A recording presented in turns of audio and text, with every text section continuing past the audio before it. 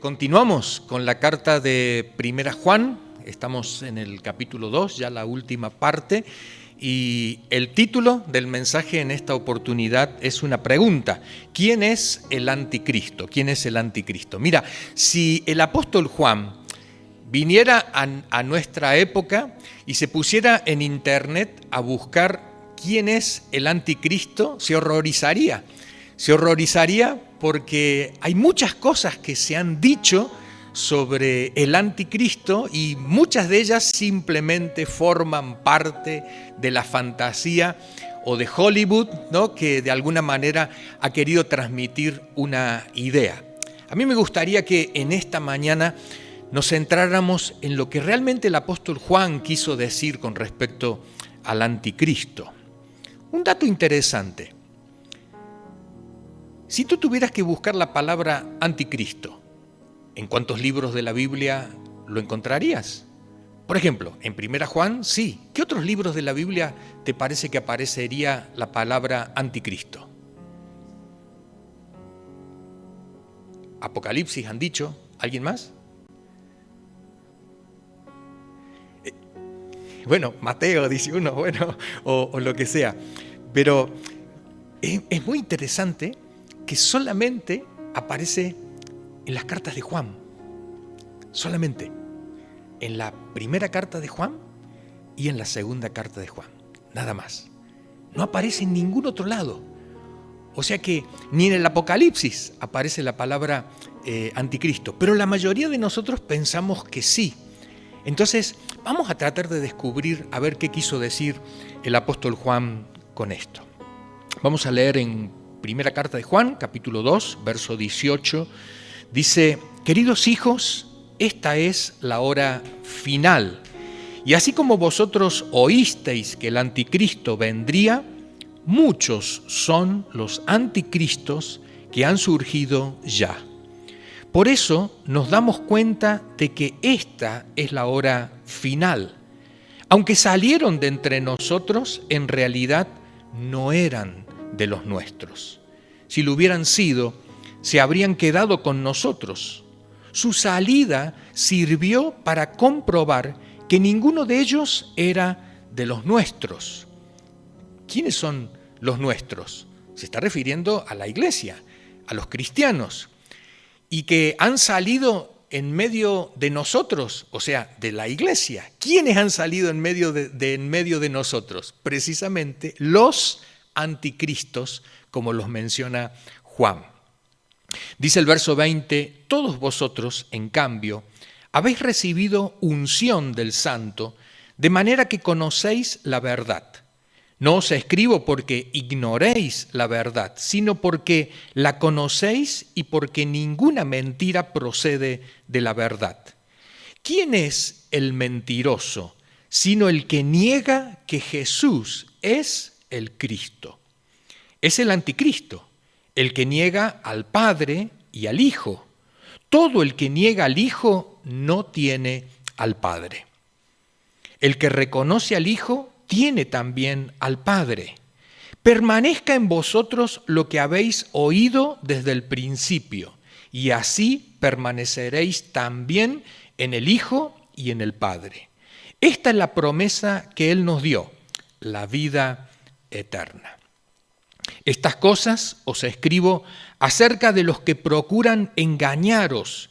En cuanto a vosotros, la unción que de Él recibisteis permanece en vosotros, y no necesitáis que nadie os enseñe.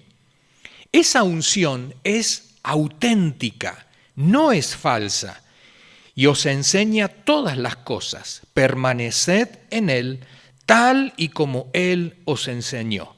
Y ahora, queridos hijos, permanezcamos en Él, para que cuando se manifieste podamos presentarnos ante Él confiadamente, seguros de no ser avergonzados en su venida. Si reconocéis que Jesucristo es justo, reconoced también que todo el que practica la justicia ha nacido de Él. Hasta allí nomás nuestra lectura. Vamos a tratar de enfocar en esta mañana solamente dos temas, porque hay varios aquí en este pasaje, pero dos que pueden ser quizás fundamentales. Hay otros también que también son importantes, pero me voy a enfocar solamente en dos temas. Dice el versículo número 18, 19, dice: queridos hijos, esta es la hora final. Así como vosotros oísteis que el anticristo vendría, o sea, parece ser que los que están leyendo la carta de Juan ya saben que el anticristo iba a venir. Pero Juan les dice ahora algo que ellos no sabían. Es como que les amplía el concepto. Y dice: vosotros oísteis que el anticristo vendría. Muchos son los anticristos que han surgido ya. Por eso nos damos cuenta de que esta es la hora final. Aunque salieron de entre nosotros, ¿quiénes? Los anticristos. Aunque salieron entre nosotros, en realidad no eran de los nuestros. Si hubieran sido, se habrían quedado con nosotros. Su salida sirvió para comprobar que ninguno de ellos era de los nuestros. Hay dos grupos de creyentes que pueden estar confundidos. Aquellos que dentro de la confusión dicen: me voy. ¿Me voy por qué?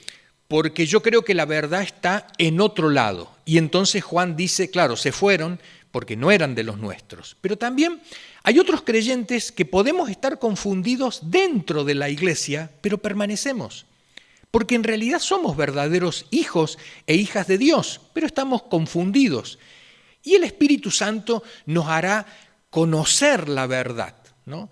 Entonces, Juan hace la diferencia. Los que se van, en realidad nunca han sido de la familia de la fe. Los que se quedan, a pesar de que a lo mejor tengan dudas, a pesar de que hay cosas que no las tengan en claros, sí son de la familia de la fe. Primera Juan 2, 22 al 23 dice: ¿quién es el mentiroso? Sino el que niega que Jesús es el Cristo. Y acá nuevamente tenemos que recordar aquello que ya hemos dicho. Nosotros, en nuestra lengua española o castellana, nosotros utilizamos la palabra Cristo como nombre propio. Nosotros nos referimos Cristo y nosotros nunca decimos el Cristo. Pero ¿por qué en la Biblia aparece el Cristo? Cada vez que menciona a Cristo dice el Cristo. Porque recordemos que en el idioma que se escribió el Nuevo Testamento, Cristo es un adjetivo, significa ungido, ungido. Y un buen ejercicio, cuando leamos la Escritura, en vez de leer Cristo, tratemos de leer ungido y vas a ver cómo el sentido cambia, cómo de alguna manera el pasaje bíblico cobra nueva vida. Fíjate, dice: ¿quién es el mentiroso? Sino el que niega que Jesús es el ungido. Dirían los judíos, el Mesías. Cristo en griego, Mesías en hebreo, pero en español es ungido, el ungido, ¿no? Los judíos decían: Jesús no es el Mesías o el Cristo. Nosotros, ¿qué decimos? Sí, Él es el elegido, el ungido, el que Dios ha señalado para la salvación de la humanidad. Entonces, ¿quién es el mentiroso? El que dice que Jesús, el ser humano, Jesús humano, el Dios encarnado, no es el Cristo, no es el Mesías, no es el ungido. Este es el anticristo, dice Juan. El que niega al Padre y al Hijo. Claro, porque si negamos al Hijo, si negamos a Jesús, también estamos negando al Padre, porque recordemos que Jesucristo mismo dijo que su Padre era Dios. Todo el que niega al Hijo no tiene al Padre. Y acá es bastante duro Juan, porque es como que le está diciendo también a los judíos, si vosotros no aceptáis que Jesús es el Mesías, el Cristo, el ungido, entonces no aceptáis al Hijo de Dios, entonces tampoco tenéis al Padre. No hay comunión de vosotros con el Padre, porque si no el Padre ya os lo habría revelado a esto, ya os habríais dado cuenta de esta situación. Anticristo, anticristo.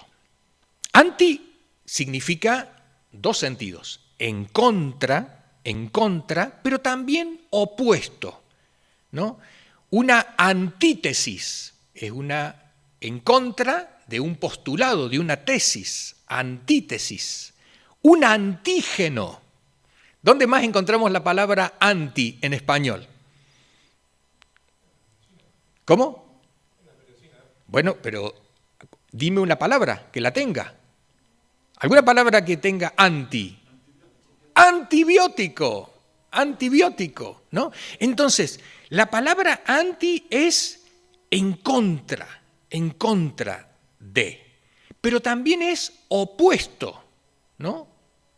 Esto es la antítesis de la verdad, significa esto es lo opuesto a la verdad, lo opuesto a la verdad. Las dos palabritas son muy parecidas, ¿sí? Pero, ¿qué es la palabra Cristo? La palabra Cristo es ungido. Entonces, ¿quién es el anticristo? El que está en contra del ungido. ¿Quién es el anticristo? El que se opone al ungido, Y acá recordamos lo que venimos diciendo a lo largo de esta primera carta de Juan. Había un grupo que eran los gnósticos, la palabra gnosis significa conocimiento. Ellos decían que habían recibido un conocimiento especial de parte de Dios que les había hecho comprender que Jesús, el Jesús humano, en realidad no era el enviado, el Mesías, el Cristo, sino que había otro Jesús. Recordemos que los gnósticos tenían tantas sectas internas y cada uno interpretaba a su manera, pero en regla general ellos enseñaban lo siguiente, que Jesús, humano, hasta los 30 años era de carne y hueso. Pero cuando se bautiza, viene el Espíritu Santo sobre él y entonces ahora lo que van a ver los discípulos no es al Jesús humano, sino es al Jesús divino, ¿no? Que no tiene hambre, que no tiene sed, que no sufre, que no peca, ¿no? Entonces, este Jesús, decían los gnósticos, había estado con los discípulos durante los 3 años. Entonces Juan dice, nosotros lo hemos visto, lo hemos oído, lo hemos tocado, y no era ningún espíritu. Y los gnósticos decían, este mismo Jesús llegó hasta la cruz, pero cuando crucificaron, no crucificaron al espíritu, sino crucificaron al otro, al humano. Por eso había sangre, por eso había sufrimiento y demás. Porque los gnósticos pensaban de esta manera, si algo es espiritual, no tiene pecado. Y como Jesús no tenía pecado, ellos no podían entender que Jesús había estado juntamente con los discípulos. Es por eso que Juan tiene que decir, el que niega que Jesús es el Mesías, el ungido, el Cristo, ese es el anticristo. Se opone, está en contra. Está en contra. Ahora, si nosotros tuviéramos que decir cuántas veces aparece la palabra Cristo, en este pasaje, claro, en nuestra lengua española, castellana, solamente vamos a leer anticristo, ahí aparece Cristo. Anticristo, ahí aparece Cristo. Pero en realidad, la palabra aparece muchas otras veces más a lo largo del relato, solamente que en unas las tradujeron y en otras no. La palabra unción o ungido es la misma palabra Cristo. O sea, que en todo el pasaje Juan está como de alguna manera haciendo un juego de palabras. Él habla de la unción, ¿no? Y del Cristo, pero las dos palabras son la misma. Las dos palabras son exactamente la misma. Vienen de la misma raíz. Las dos se refieren a lo mismo.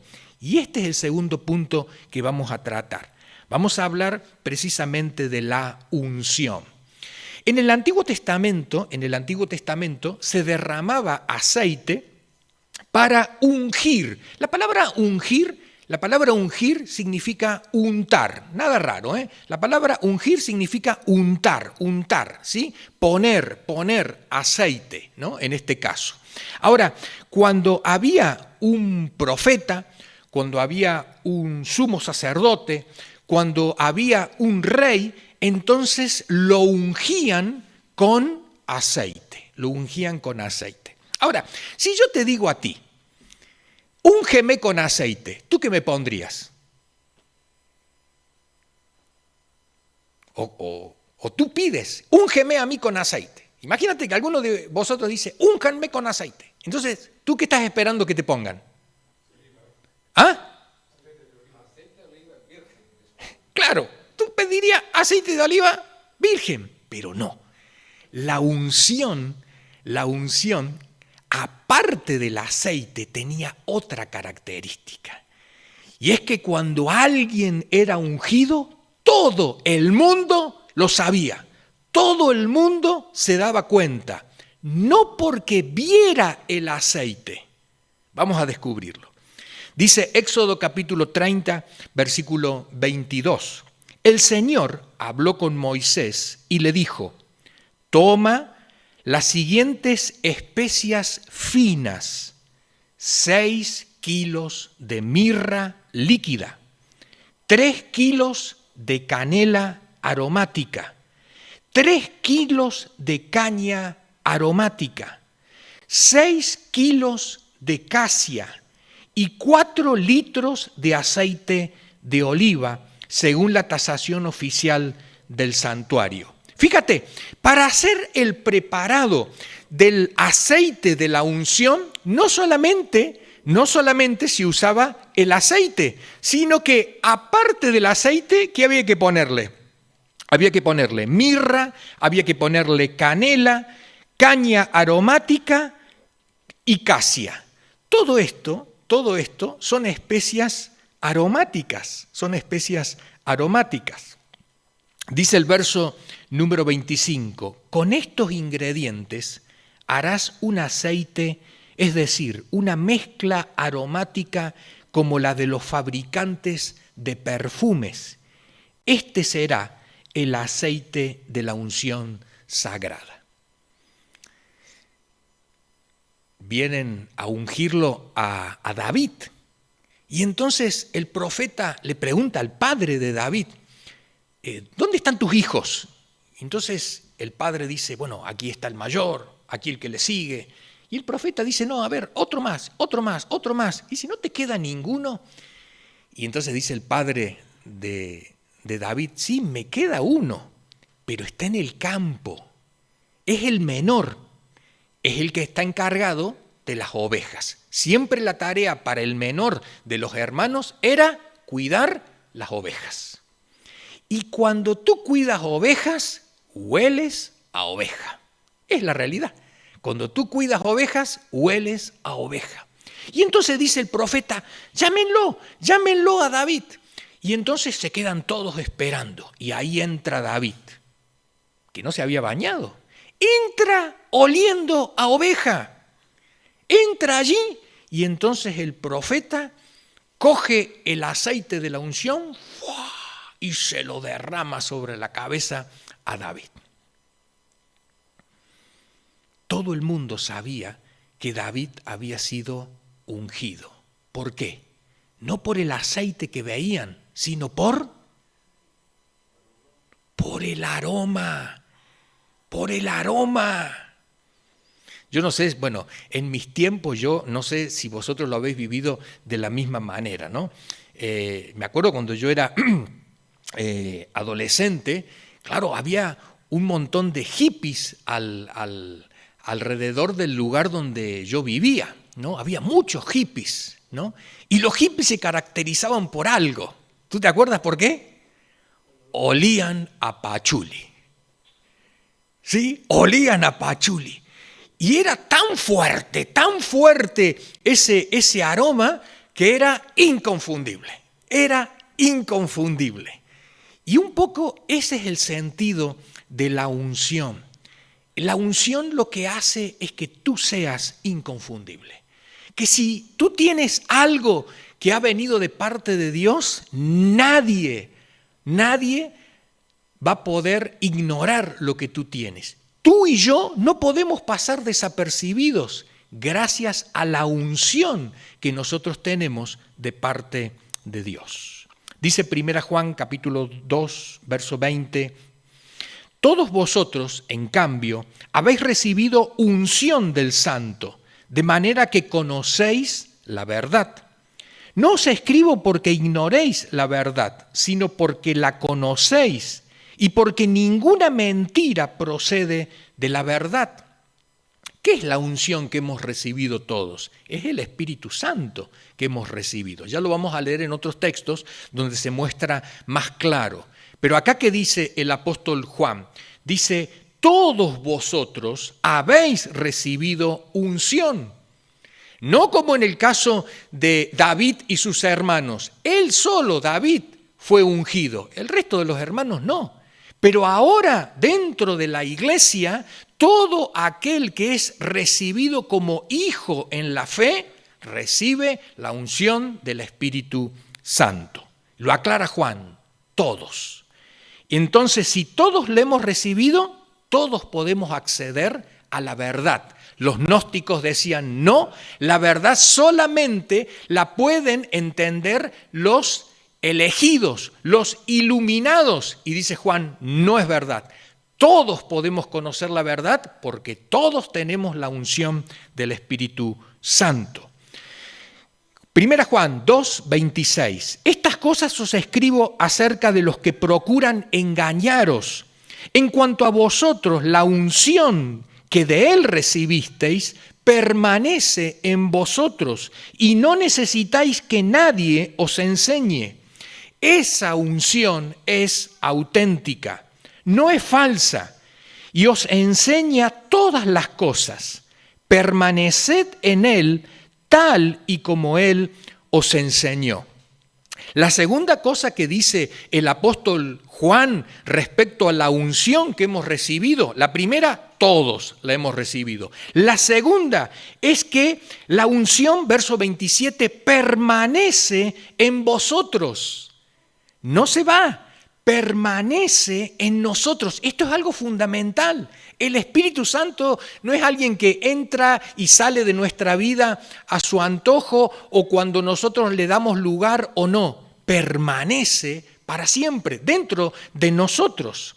Y dice la Escritura, y no necesitáis que nadie os enseñe. Esa unción es auténtica, no es falsa y os enseña todas las cosas. Leyendo este texto hay dos extremos. Hay gente que dice, mira, yo no necesito leer nada, no necesito que nadie me enseñe nada, porque el Espíritu Santo me lo va a enseñar todo. Pero lo que no se dan cuenta, que el Espíritu Santo lo tienes tú y lo tengo yo. Y así como esa unción que es el Espíritu Santo enseñándote a ti, también me enseña a mí. Y podemos compartir entre nosotros lo que escuchamos, sentimos, recibimos del Espíritu Santo, y eso no hay ningún problema. Pero por otro lado, si un cristiano se fuera a una isla desierta, con una Biblia y leyera la Biblia y no tuviera ayuda de nadie para poder interpretar la Biblia, llegaría a la misma conclusión que nosotros que venimos domingo tras domingo a la iglesia. ¿Por qué? Porque ese Espíritu Santo que trabaja en nosotros también va a trabajar con Él, en medio de esa isla desierta, donde nadie le va a enseñar nada, pero ese Espíritu le va a guiar a la verdad de la misma manera que nos guía a nosotros. Rebobinando o resumiendo, dice el apóstol Juan, la unción es para todos. La unción permanece en cada uno de nosotros. Y la tercera, la unción nos enseña. La unción nos enseña. Y cuando nosotros pensamos en la palabra enseñar, la enseñanza no es algo puntual, sino es algo permanente. Nosotros continuamente estamos siendo enseñados por el Espíritu Santo. No es que una vez nos enseñó y ya no necesitamos más. No, continuamente nos va enseñando. Y ahora quiero que comparemos estas tres cosas con lo que decían los gnósticos respecto al conocimiento de Dios. Porque nosotros conocemos de Dios por la unción, por el Espíritu Santo que está en nosotros. ¿Pero qué decían los gnósticos?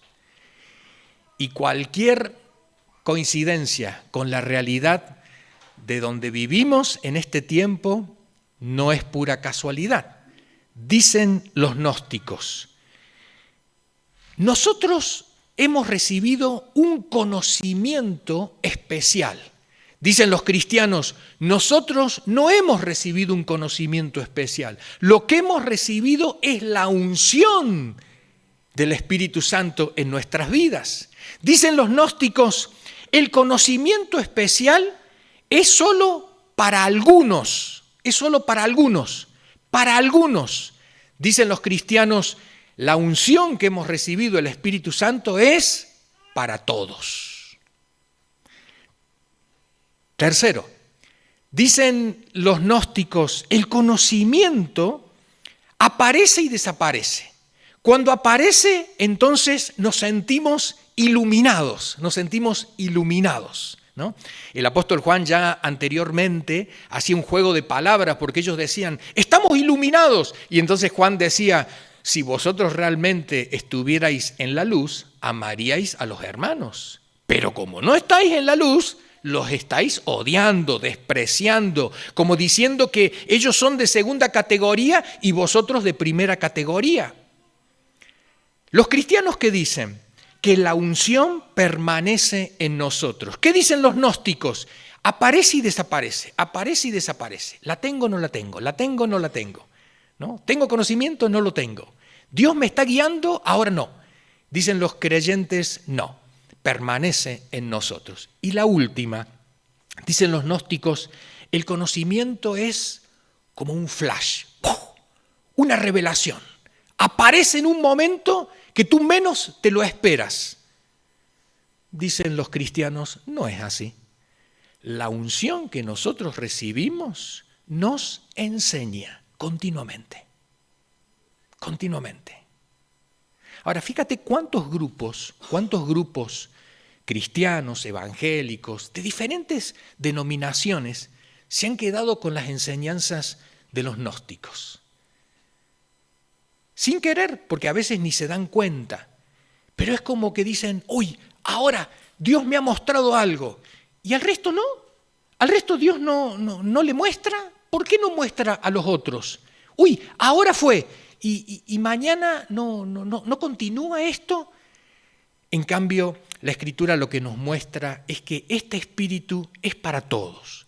Permanece en nosotros y nos enseña continuamente, hasta que lleguemos a ser, como dice la Escritura, como Cristo Jesús. Juan, capítulo 16, ahora ya no es primera Juan, sino el Evangelio de Juan, dice lo siguiente respecto a la unción o con respecto al Espíritu Santo. Dice, muchas cosas, habla Jesús, me quedan aún por deciros, que por ahora no podríais sobrellevar, pero cuando venga el Espíritu de la verdad, Él os guiará a toda la verdad. porque no hablará por su propia cuenta, sino que dirá solo lo que oiga y os anunciará las cosas por venir. Él, el Espíritu Santo, dice Jesús, me glorificará porque tomará de lo mío y os lo dará a conocer a vosotros. Todo cuanto tiene el Padre es mío. Por eso os dije que el Espíritu tomará de lo mío y os lo dará a conocer a vosotros. Este Espíritu Santo es el que sigue trabajando dentro de la vida de la iglesia. Y dice el versículo 13, os guiará a toda la verdad. Os guiará toda la verdad. Anteriormente a esto, Jesucristo reconoce algo. Él le dice a los discípulos, tengo muchas otras cosas por compartir, por enseñaros, pero yo me voy. Pero cuando venga el Espíritu Santo, os guiará a toda la verdad. Os hará recordar lo que yo os enseñé, pero también el Espíritu Santo mostrará otras cosas más, profundizará mucho más. Es por eso que cuando leemos las cartas de Pablo decimos, ¿por qué gran parte del contenido de las cartas de Pablo ni se mencionan en los evangelios? El Espíritu Santo guía a toda la verdad, amplía todo esto, ¿no? El Espíritu Santo nos guía a toda la verdad. Mira, una de las cosas que a veces hemos perdido como cristianos, como creyentes, es depender de la unción del Espíritu Santo para leer la Escritura. A veces leemos la Escritura, nos pasa a todos. Leemos la Escritura y ya sabemos lo que significa. Y uno dice, pero, a ver, detente un momento, haz una pausa, trata de preguntarte, ¿lo que yo entiendo de este pasaje bíblico es toda la verdad? ¿Realmente esto es lo que el Espíritu Santo ha querido enseñarnos? Y es muy importante poder volver siempre a la Escritura como niños que no saben nada, que se sientan y dicen, quiero aprender, que descubren. Hay unos vídeos por ahí en TikTok que aparecen, que los otros días los estábamos viendo con mi esposa y nos parecían fascinantes. Son vídeos de niños que han nacido con una discapacidad visual, son bebés, con una discapacidad visual en la vista y que no pueden ver con claridad. Lo único que ven son bultos y no pueden discernir, no pueden identificar. Aún más, no pueden ver ni a su padre ni a su madre, ¿no? Y en estos vídeos, que son maravillosos, muestran cuando les ponen por primera vez las gafas. Son bebés. Les ponen por primera vez las gafas y el niño hace como diciendo, quítenme esto. Pero cuando empieza a ver, se le cambia el rostro. Se le cambia el rostro porque es como que dice, ahora veo. Lo que me estaba perdiendo. Y esa claridad precisamente es la que el Espíritu Santo nos puede dar al leer la Escritura.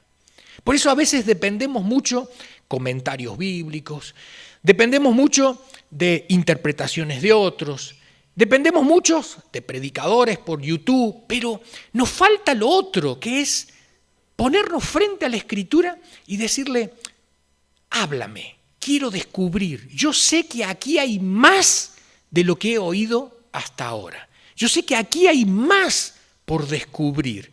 Y deja que el Espíritu Santo obre en tu vida mostrándote, en otras palabras, que te ponga las gafas de ver la verdad que todavía está oculta y que no hemos descubierto. Efesios capítulo 5, versículo 15, dice lo siguiente. Así que cuidad mucho vuestra manera de vivir. No viváis como necios, sino como sabios, aprovechando al máximo cada momento oportuno, porque los días son malos. Por tanto, no seáis insensatos, sino entended cuál es la voluntad del Señor. No os emborrachéis con vino que lleva al desenfreno. Al contrario, sed llenos del Espíritu. Sed llenos del Espíritu. Te voy a mostrar ahora algunas imágenes para que nos demos cuenta, porque a veces decimos, ¿qué es ser lleno del Espíritu? Mira, la pregunta no es ¿qué es ser llenos?, sino ¿para qué ser llenos? Mira, acá hay dos botellas. Acá hay dos botellas. ¿Te das cuenta cuál está llena, no? ¿Te das cuenta cuál está llena? Bueno, la que le falta un poco de aceite, esa no está llena. Ahora, la pregunta que me hago es la siguiente: ¿por qué no está llena esa? ¿Por qué no está llena esa botella? Claro, porque se usó. Las botellas cuando tú las compras llenas. Pero si de pronto le falta, es porque la ha usado. Y quizás esa es una de las respuestas que tenemos. ¿Para qué ser llenos del Espíritu Santo? ¿Para qué tener la unción? No es simplemente como una medalla, como un trofeo, como un diploma que podemos decir, yo lo tengo. ¿Tú no lo tienes? Yo lo tengo. No, ¿para qué lo tengo? Es por eso que respondemos a la pregunta, ¿para qué ser llenos del Espíritu Santo? Y precisamente para usarlo, para dar, para compartir. No es para guardarlo, sino al contrario, es para darlo. Por eso hay algo muy interesante en el texto de Efesios. El apóstol Pablo dice, sed llenos del Espíritu Santo. Pero en el idioma en que se escribió no es algo puntual que ocurre una vez, sino es algo que continuamente va ocurriendo. Es como continuamente voy buscando llenarme, pero si no me vacío, si no doy, si no comparto, no va a entrar más. Es necesario compartir, dar. La unción es para usarla, no es para guardarla. Huele la unción. La gente se da cuenta que tú eres creyente, cristiano. Nadie dice, uy, este es del mundo. No, te huelen que eres creyente. Te dicen, este es buena gente. No sé por qué, pero es buena gente. Habla y me doy cuenta que es buena gente. La unción precisamente es para compartirla. Y cuando usamos la unción nos parecemos a Cristo. Acuérdate, nos parecemos al ungido. Nos parecemos al ungido que es Cristo Jesús. Jesús nunca pasó desapercibido en el lugar donde estaba. Todo el mundo se enteraba que Él estaba ahí. ¿Por qué? Dice Lucas capítulo 4, verso 18, que cuando Jesús entra en la sinagoga, le dan para leer el rollo del profeta Isaías. Y dice, Jesús leyó lo siguiente: el Espíritu del Señor está sobre mí, por cuanto me ha ungido para anunciar buenas nuevas a los pobres. Me ha enviado a proclamar libertad a los cautivos y dar vista a los ciegos, a poner en libertad a los oprimidos y pregonar el año del favor del Señor. ¿Para qué tiene la unción? ¿Para qué tiene el aceite derramado sobre él? Para anunciar, para proclamar, para dar vista, para poner en libertad, para pregonar. Es por eso que nosotros podríamos decir que todos tenemos el Espíritu Santo, todos tenemos la unción, todos nos parecemos a Cristo Jesús. Esa unción permanece en nosotros y nos enseña, pero ¿para qué? Para que nosotros podamos usarla. Así que al final de la celebración vamos a decirnos precisamente esta expresión: la unción es para usarla. ¿Quién es el anticristo? ¿Quién es el anticristo? El que se opone a Cristo, el que se opone a la unción, el que se opone al ungido. Y a veces nosotros mismos nos oponemos a esa manifestación de unción, del ungido, de lo que el Espíritu Santo quiere hacer. Y sin querer nos ponemos en contra del plan, del propósito de Dios. Tenemos un desafío en esta semana por delante. Mostrar que hay aceite de la unción que huele y huele de lo rico, huele profundamente y que todo el mundo se va a dar cuenta. En el lugar donde estemos, en el trabajo, en el lugar donde vivimos, en el lugar donde compramos, al lugar donde vamos a visitar, mostremos esa unción que tenemos dentro de nosotros. Que el Señor nos ayude a cumplirlo.